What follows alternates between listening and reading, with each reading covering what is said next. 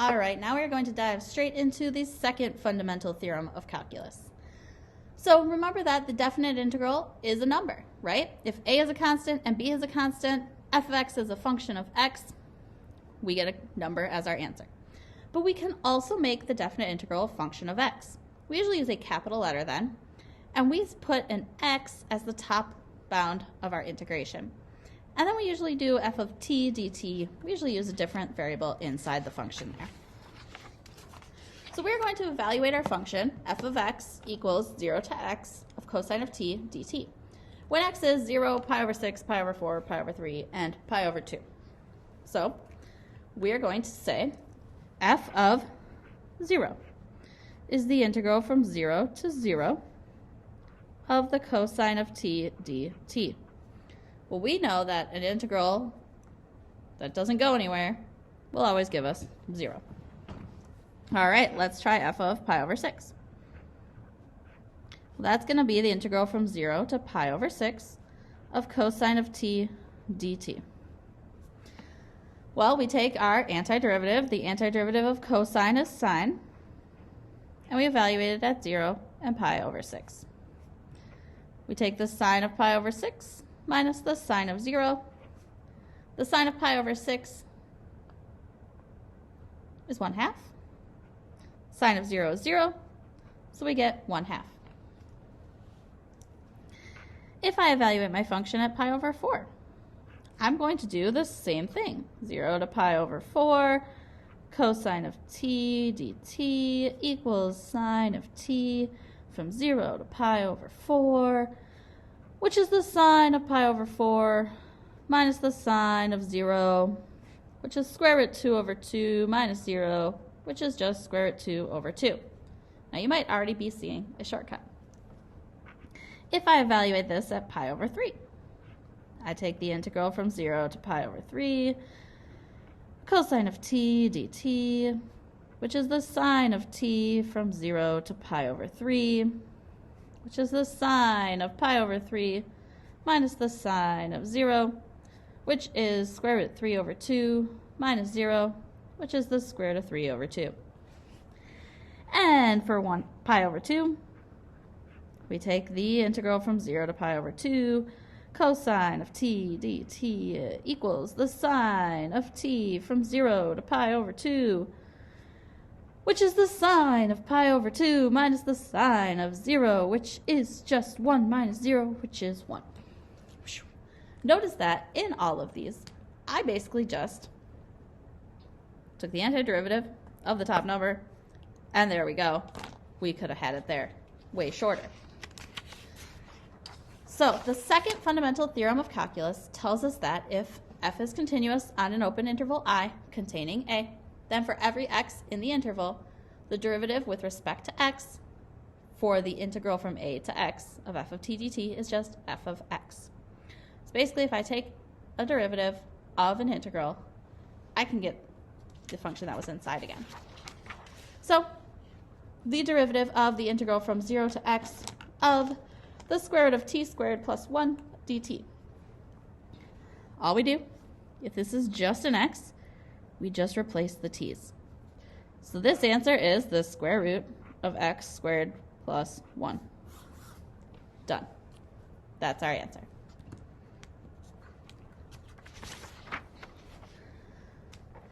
But now, if I find the derivative of the sum from pi over 2 to x cubed of cosine of t dt, well, our derivative is plug in that for t.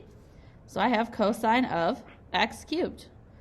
The problem here is that we have to follow chain rule. We also need the derivative of the inside, which is 3x squared.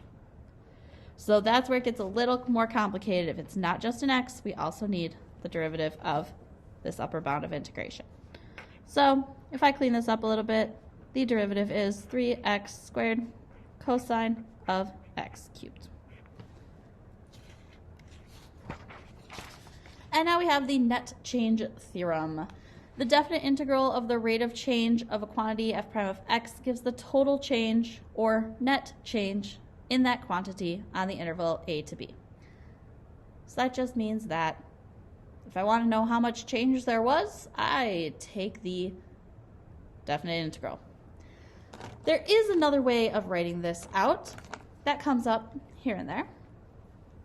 We could say that f of a is equal to, f of b is equal to f of a plus the integral from a to b f prime of x dx.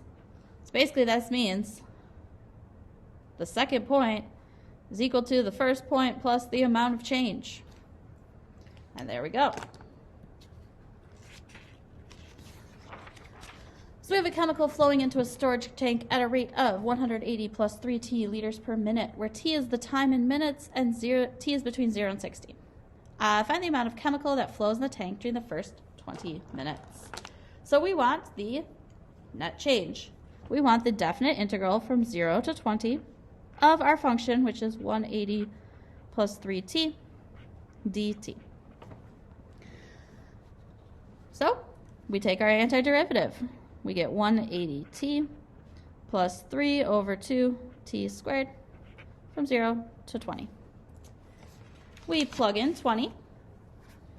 I get 180 times 20 plus 3 halves times 20 squared minus 180 times 0 plus 3 halves times 0 squared. And I grab my handy dandy calculator here. 180 times 20 plus 3 halves times 20 squared is 4,200 minus 0. So 4,200 liters flow into that tank in the first 20 minutes. A couple important pieces. Displacement is the net change in position. So displacement is the antiderivative of just the velocity. You take your position at B minus your position at A, where velocity is the derivative of position. And total distance traveled is the absolute value of velocity added up from A to B, since velocity can be negative. So total distance traveled, you just have to be careful, because if it went backwards, we gotta flip it positive. So I have a function. The velocity in feet per second of a particle moving along a line is given here, where t is time in seconds. I want the displacement of the particle on the interval 1 to 5. So for displacement, we just take the definite integral. Definite integral from 1 to 5 of my velocity function dt. So I'm taking the definite integral from 1 to 5 of t cubed minus 10t squared plus 29t minus 20 dt. So that is t to the 4th power over 4 minus 10t cubed over 3 plus 29t squared over 2 minus 20t from 1 to 5. And I'm just going to use my calculator here. So let's see, 5 to the 4th power divided by 4 minus 10 times 5 to the 3rd power divided by 3 plus 29 times 5 squared minus 20 times 5 minus, plug in 1 to the 4th power over 4 minus 10 times 1 to the 3rd power over 3 plus 21 times 1 squared over 2 minus 20 times 1. I get 373.167 feet. And then we need the total distance traveled by this particle. Total distance traveled, remember, is going to be 1 to 5 of the absolute value of our function, our velocity function. And in order to do that, we need to take a look at the graph. We could do this manually, but we want to figure out where this graph is negative.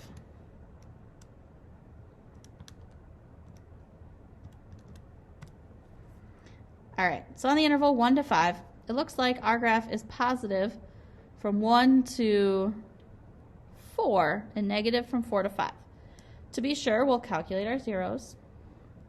Nope, left bound. Let's go there. All right, our first zero does that x equals 1, so that's good. Our next zero is at x equals 4. And then x equals 5. So that means it's negative from 4 to 5, so we want to break our interval into two things. 1 to 4 of just the velocity function, plus 4 to 5 of the opposite of the velocity function. Stick a negative in front of it. So we already found our antiderivative. So we are taking t to the 4th over 4 minus 10t cubed over 3 plus 29t squared over 2 minus 20t from 1 to 4 plus the opposite. So I can just do minus that same thing.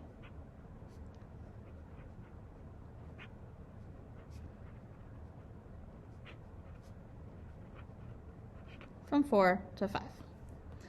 And now I grab my calculator and I type some stuff in. So let's start with 4 to the 4th power over 4 minus 10 times 4 cubed over 3. 29 times 4 squared over 2 minus 20 times 4 minus, plug in 1,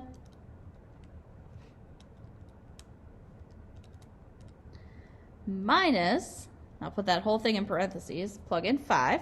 5 to the 4th over 4 minus 10 times 5 cubed.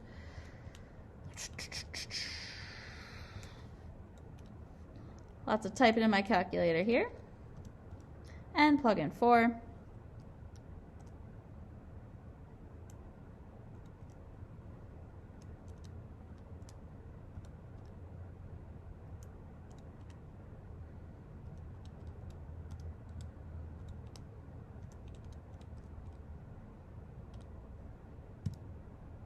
I got 11.833.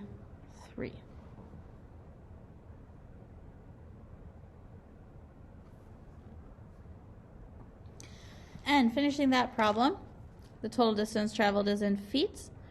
It made me realize that one of my two answers must be wrong, because my total distance traveled should be more than my displacement. And I looked back and I realized that I missed this dividing by 2 when I typed it in my calculator. So I apologize for that. When I actually typed this in my calculator, I got 10.667 feet. Much better. So you have some assignment on this.